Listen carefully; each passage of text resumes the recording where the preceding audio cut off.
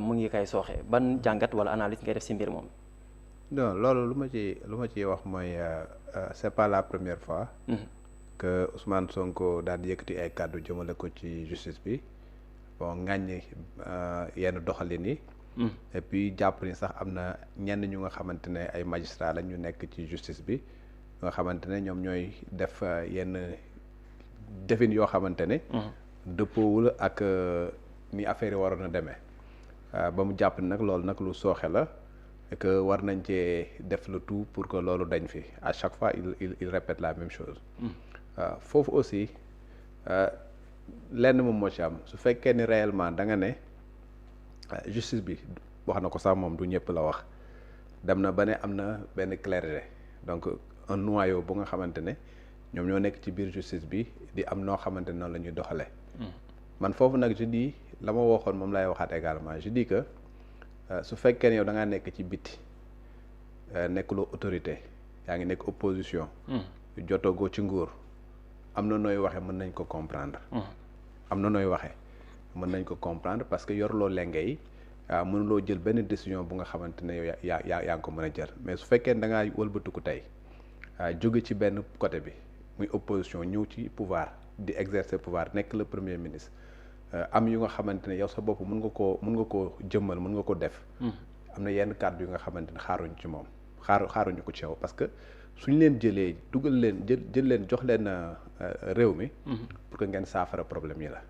te saafara problème yi benn moom mooy régler les préoccupations des Sénégalais. mais ci biir préoccupation yooyu également su fekkee ne am na yenn sooxe yu nga xamante ne dafa am ngeen joyanti ko su fekkee ne am na ay nit ñu nga xamante ne ñoo nekk war a doxal un certain nombre de choses au bénéfice de la population sénégalaise et que nit ñooñu defuñu seen liggéey convenablement. ngeen seppi leen fa ngeen remplacer leen par d'autres personnes. loolu mooy. li war tey bu fekkee ne da nga ne en tant que premier ministre gis nga ni ci biir justice bi am na un noyau benn clergé bu nga xamante mi ngi def naka su dul noonu tey ji suñuy texte permettre nañ ni tey que ni magistrat bu nga xamante ne def na naka su dul noonu ñu mun ko traduire devant le conseil de discipline su fekkee ne dafa def loo xamante ne ñaawteef la ñu mun koo sanctionner et il y a des sanctions qui sont prévues dans le statut des magistrats. D'accord léegi nag yow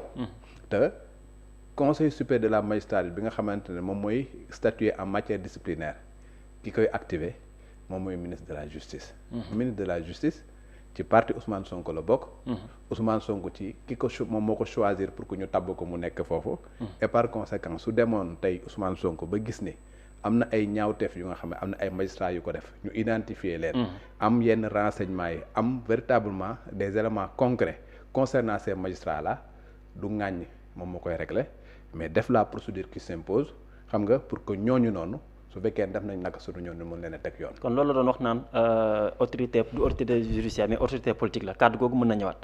autorité politique la. waaw parce que moom si boppam il est dans l'exécutif il est le premier ministre. il est le chef du gouvernement. et en tant que chef du gouvernement moom mooy patron ki nga xamante moom mooy ministre de la justice. te ministre de la justice texte yi permettre nañ ko mu agir d'une manière ou d'une autre sur la justice. tey jii. affectation des magistrats bi nga xam ne conseil supérieur de la magistrature moom moo koy def mais c'est le ministre de la justice moom mooy préparer dossiers yi.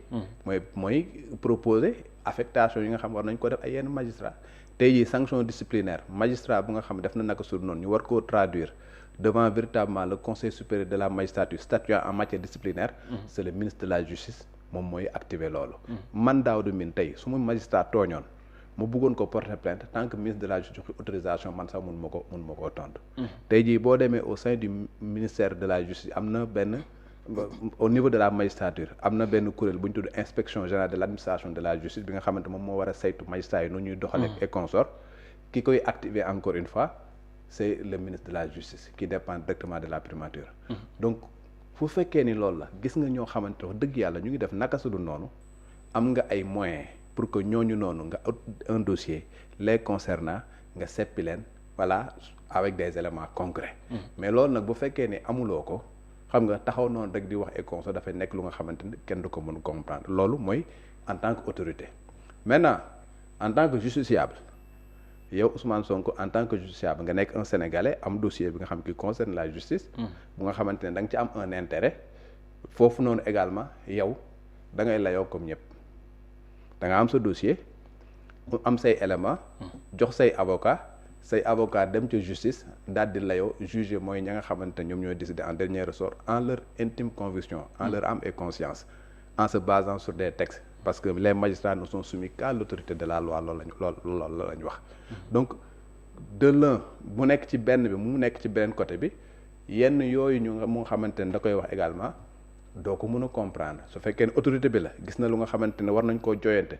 am na les moyens pour que mu joyante ko su fekkee ne justiciable la également gis ni par exemple am na loo xamante ne tooñ nañ ko ci au niveau de la justice am na yeneen moyens de recours des voies de recours yu nga xamante ne la permettre nañ ko suñ ko permettre nag bu ñu demee ba ci cëppaandaw ko lañ ca décider mu xamante ne véritablement loolu la justice décidé voilà parce que justiciable la comme tout le monde voilà ñu ci bëri dañuy dem justice ñu am gain de cause des fois également nga dem justice amuloo gain de cause mais c'est sur la base des dossiers yi nga xamante moom la ñuy déposer si le magistrat yi di statuer donc dans l'un ou dans l'autre daal encore une fois c'est une déclaration bu nga xamante ne man pour man je comprends pas et man pour man du noonu la war a demee. mais Daouda est-ce que problème justice aussi bu ñu koy wax booba léegi boo xoolee pratiquement nguur yi fi jaar yëpp da ngay dégg sax si ñenn ci askan bi di wax ni Sénégal dafa am problème justice or que bi ñu ñëwee si gouvernement bii nii muy nguuru président Bassirou Diomaye Faye ak premier ministre Ousmane Sonko amoon na ay assises de la justice yoo xam ne jotoon nañ ko fay amal ngir xool ndaka la ñu war a mën a jolantiwaatee li nga xam ne moo di justice bi jàppaloon aussi si côté applicabilité c'est-à-dire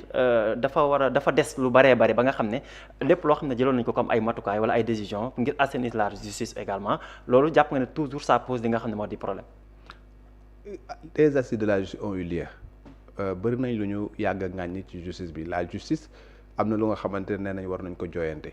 On doit faire en sorte que les magistrats ñu nekk des gens indépendants. loolu dafa nekk lu nga xamante ne magistrats yi moom la ñu bëgg. population yi moom lañu mës a woote. autorité politique yi également képp ku nga xamante ne yaa ngi bëgg nguur loolu nga mës a woote. Le président Macky Sall ba muy uti nguur. son programme yoonu yokkute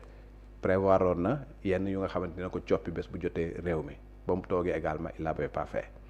Le président Bassirou Diomaye Faye bii ba muy def son programme pour bu jot nguur gi am na programme am na loo xamante ne waxoon na ne bu yeggee dina ko soppi. Ousmane Sonko ba muy bokk ci ay élections en 2019 dans son programme amoon na programme bu nga xamante ne daf ne. bu ñëwee également am na coppite yu nga xamante ne dinañ ko ci def. Aujourd'hui le PASTEF que mu nekk Bassirou Diomaye Faye Ousmane Sonko le duo ñoom ñoo accédé au pouvoir en 2024. bi ñu accédé au pouvoir en 2024 il y a des assises de la justice comme ni nga ko rappelé yu nga xamante ne convoqué woon nañ ko mu am fële ca Diamniadio ba mu amee également il y a des propositions qui ont été faites. qui épousent ñoom la nga xamante ne moom la ñu proposé woon. et il y a des recommandations yu nga xamante ne comité scientifique ba ci doon liggéey jébbaloon nañ ko le président de la république boobu ba léegi ça fait léegi mu jege ñaari at jëmmaluñ ko effectivement il y a des choses yu nga xamante ne dañ ko war a changer mais yooyu ñu ne dañ ko changer également c'est tout simplement pour permettre aux juges ñu mën a def liggéey bi nga xamante ne moom lañ leen di sant au bénéfice de la population sénégalaise te duñu ragal ay sanctions yu nga xamante ne dafay jóge ci exécutif mooy ñu am véritablement seen indépendance et que le pouvoir exécutif du am yenn possibilité yu nga xamante ne daf leen di jox ay injonctions voilà pour que ñuy def d'une manière ou d'une autre. tey on le rappelle ce sont les textes qui permettent véritablement à l'exécutif de demander au procureur de la République pour que mu instruire d'une manière ou d'une autre benn wala ñaari dossier man am na pouvoir de dénonciation le ministre de la justice. sànq ni maa ngi lay rappeler loo xamante ne ministre de la justice en tant que autorité politique moom moo ko am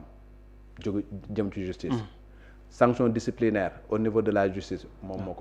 moo ko am. pouvoir de nomination yooyu nga xamante ne ak affectation yi même su fekkee ni en dernier ressort c'est le conseil supérieur de la magistrature moom moo koy décider la préparation ak proposition yëpp ministre de la justice moom moo koy def le président n'est pas censé connaître les magistrats. xamul kan la ñu war a yóbbu fee c'est une préparation qui est faite par le ministre